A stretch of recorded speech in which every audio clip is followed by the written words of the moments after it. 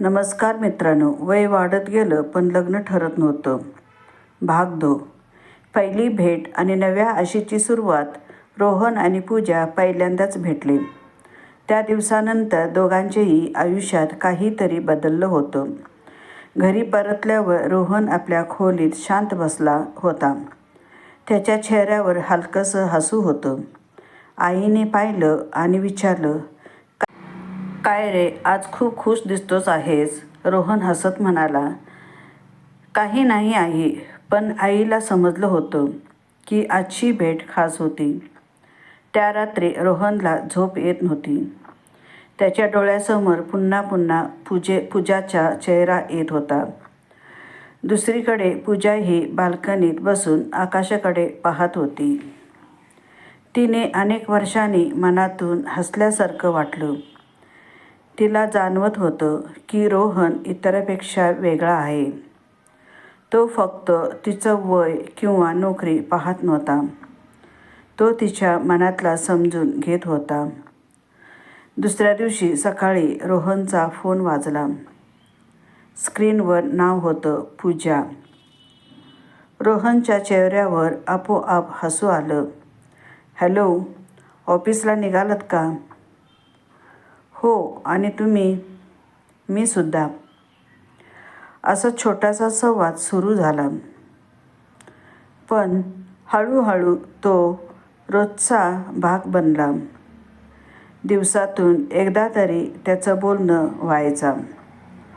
काम, आयुष्य, स्वप्न, कुटुंब, विषय संपतच नव्हते.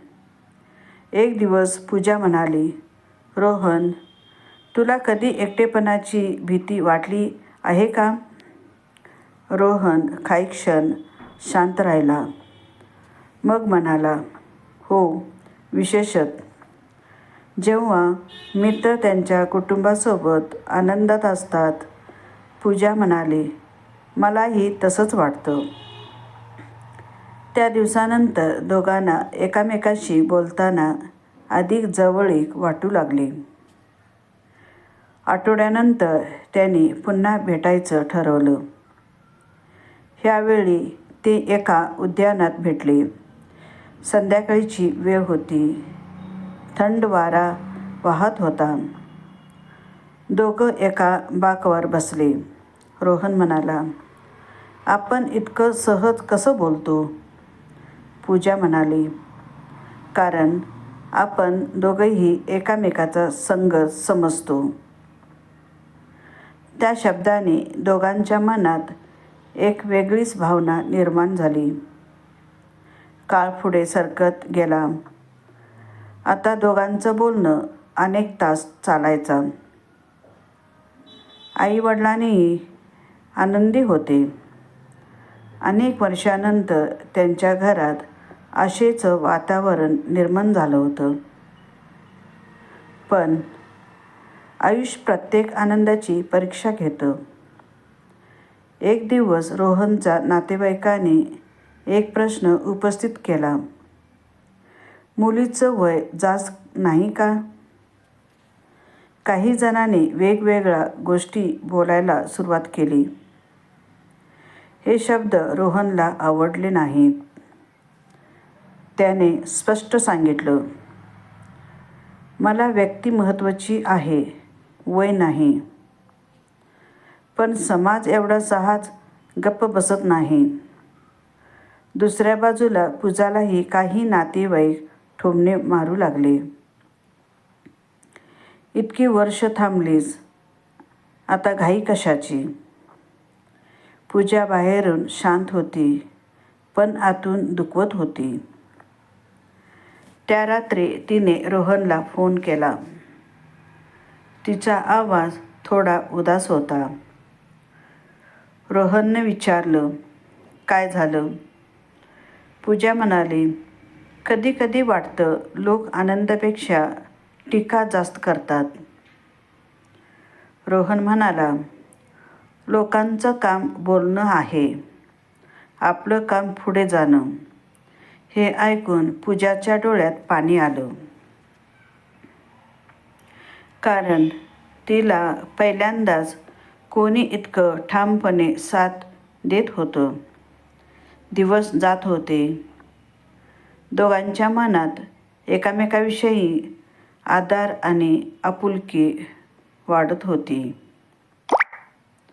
एक दिवस रोहनच्या आईने त्याला विचारलं, तुला पूजा आवडते का? रोहन काही क्षण शांत राहिला आणि मग हसत म्हणाला, हो आई. आईच्या डोळ्यात आनंदाश्रू आले. तिने देवासमोर हात जोडले. ज्या दिवसाची ती अनेक वर्ष वाट पाहत होती, तो दिवस आता जवळ येत होता. पण नशिबाने अजून एक वळण ठेवलेलं होतं.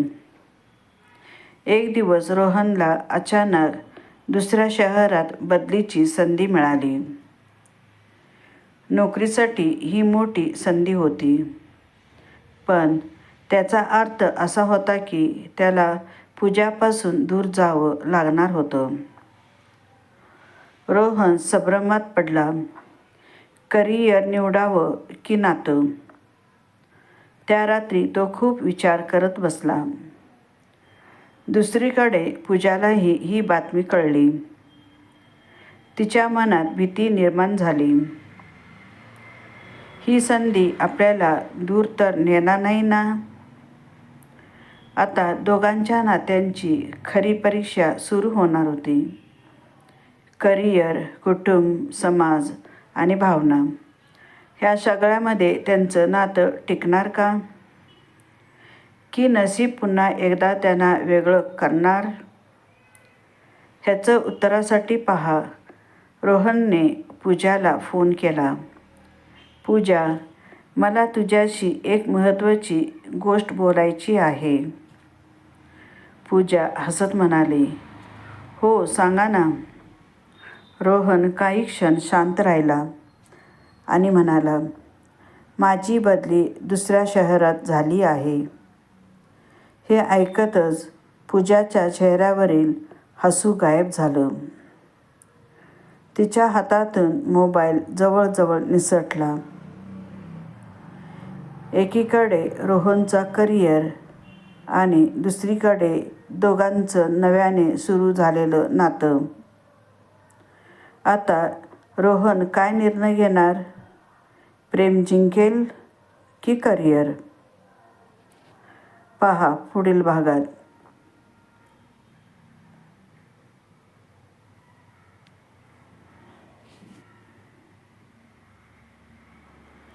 पुन्हा भेटूया पुढच्या भागात. जोपर्यंत माझ्यासोबत राहा. धन्यवाद.